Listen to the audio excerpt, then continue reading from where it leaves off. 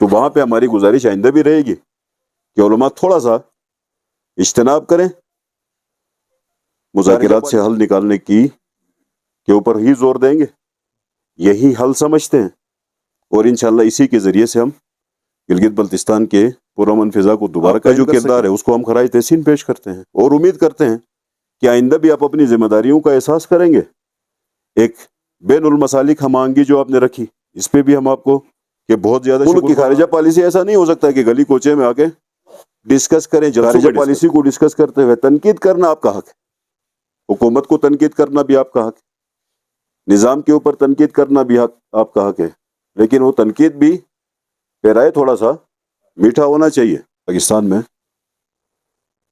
شہید ہوئے ہیں، اور اس سے بھی تھوڑا قبل ترلائی امام بارگاہ میں ہمارے شہداء جام شہادت نوش کیے، ان سب کی تعزیت اور تسلیت عرض کرتے ہیں، اور دعا کرتے ہیں کہ اللہ ان تمام شہداء کی درجات بلند کرے، ان کی اعلیٰ مقام عطا کرے، ان کو ائمہ معصومین کے ساتھ جوار رحمت میں ان کو جگہ عنایت کرے۔ بنیادی طور پہ حاضر ہونے کا مقصد یہ تھا کہ ہم تعزیت بھی پیش کریں، چونکہ ترلائی کے شہداء بھی اس عرصے سے قبل گانچے کے بھی شہداء تھے، تو اس مرکز میں آ کے ان شہداء کی فاتحہ خوانی بھی کریں اور تعزیت بھی عرض کریں، رہبر بھی کی بھی تعزیت ہم آپ کو عرض کریں، چونکہ آپ رہبر کی جو شخصیت ہے اس شخصیت کا تعلق وہ ایک عالمی شخصیت ہے، عالم اسلام کی شخصیت ہے، اور اس نے عالم اسلام کے لیے جو قربانیاں دی ہیں اپنی زندگی میں بھی اس نے عالم اسلام کو یکجا کرنے میں، ملت بنانے میں جو کام کیا ہے، جو کردار ادا کیا، اور اپنی شہادت کے ذریعے جو اس نے کام کیا ہے وہ ہمارے لیے مشعل راہ ہے۔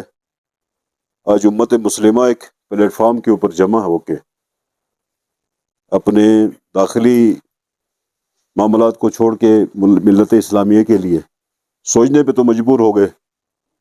ہم میں سے کچھ لوگ ایسے ہوں گے جو دام دیرم سخن وہاں پہ کام بھی کرتے ہوں گے، تو ہر بندے نے اپنی استطاعت کے مطابق اس نظریے کے اوپر، چونکہ اس نظریے کے فال آؤٹس ہیں، اس کا یہاں تک پہنچنا، اس کے اثرات پہنچنا، یہ اس خون کی تاثیر ہے، اس قربانی کی تاثیر ہے۔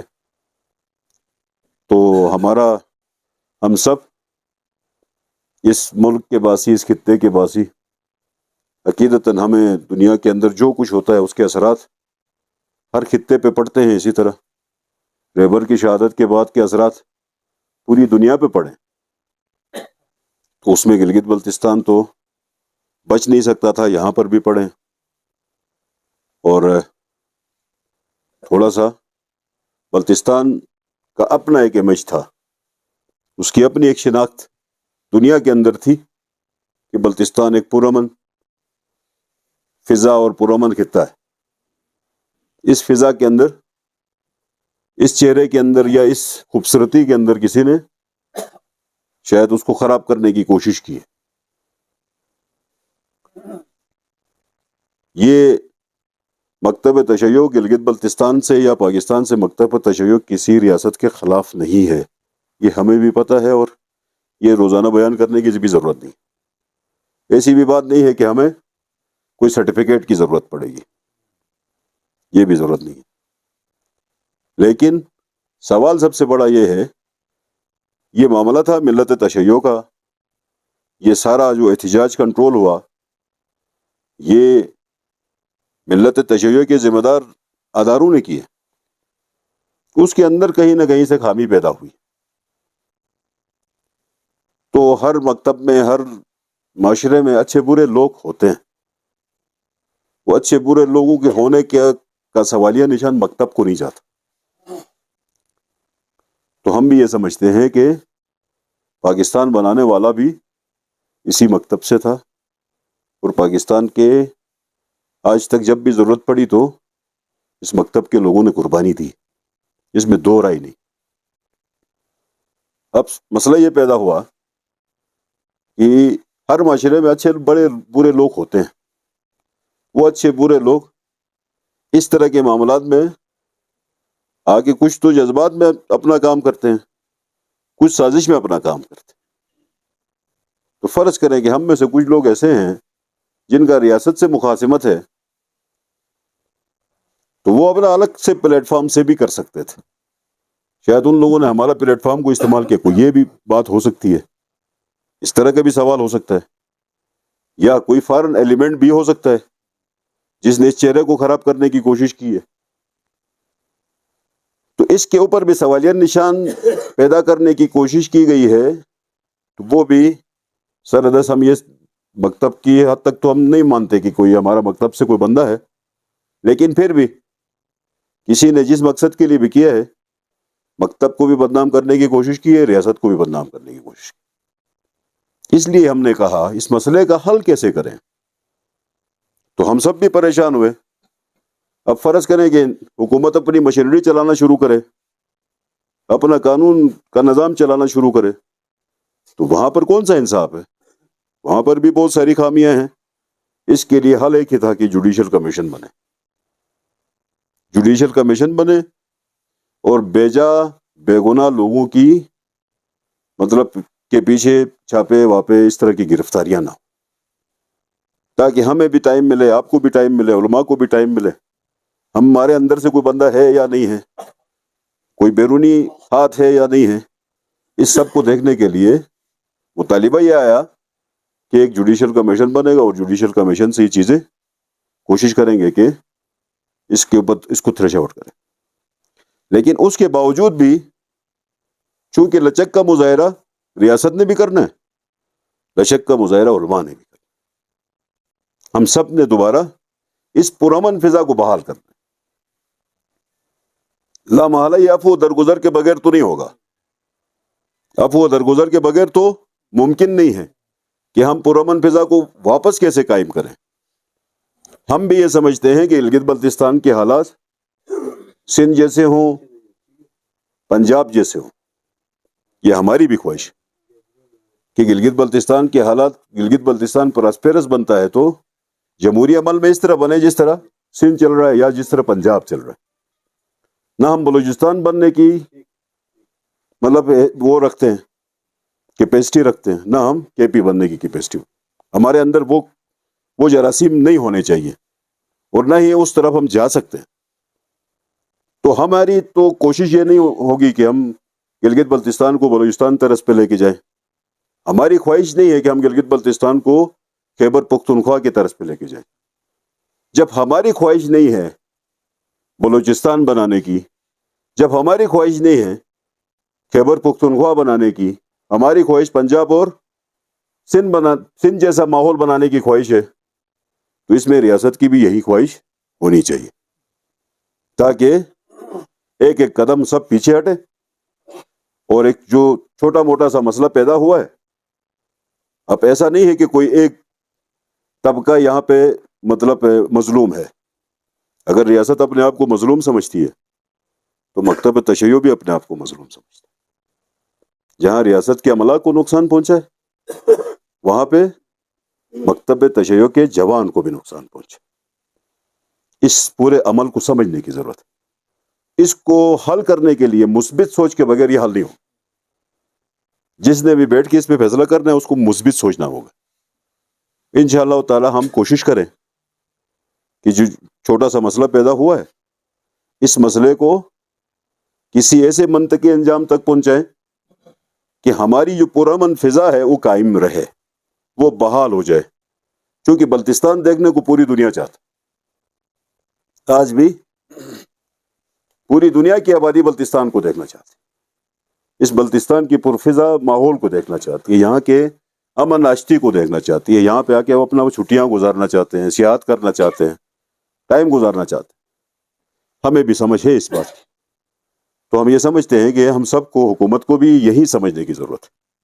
جو بات ہم سمجھ رہے ہیں کہ یہ سیاحتی مقام ہے، انشاءاللہ حکومت کو بھی اس بات کا اعادہ کرنا چاہیے کہ یہ سیاحتی مقام، اس کے اندر کہیں پہ کوئی ہلچل پیدا ہوئی ہے تو اس ہلچل کی بنیاد پہ مزید ہلچل پیدا کرنے کی کوشش نہیں ہونی چاہیے.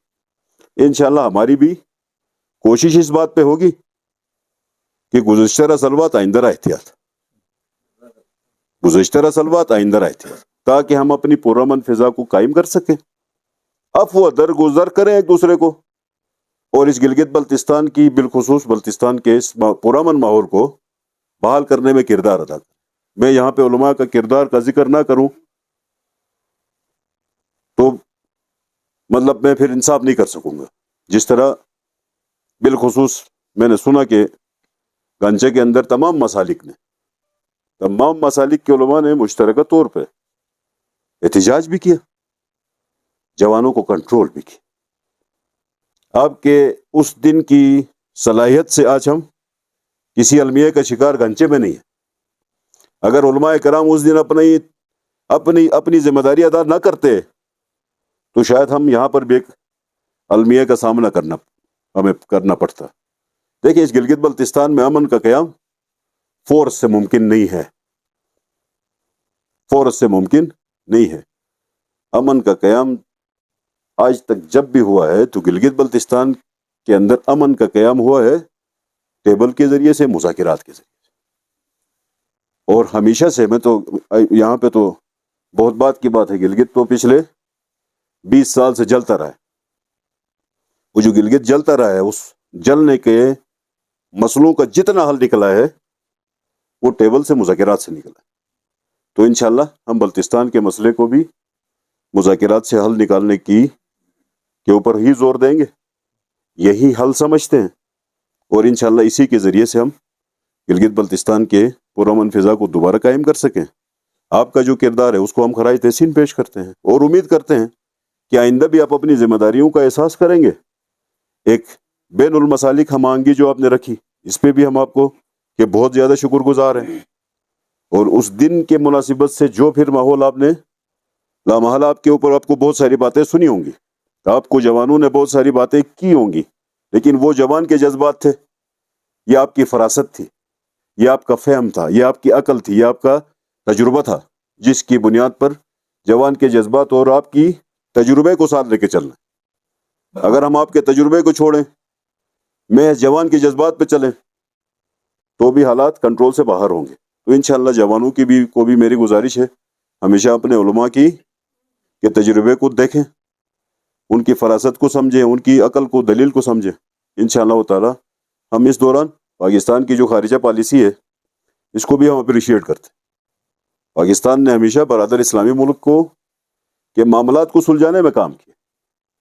हमारे बाज़ दोस्तों ने खारिजा पॉलिसी को भी डिस्कस किया मजमू में।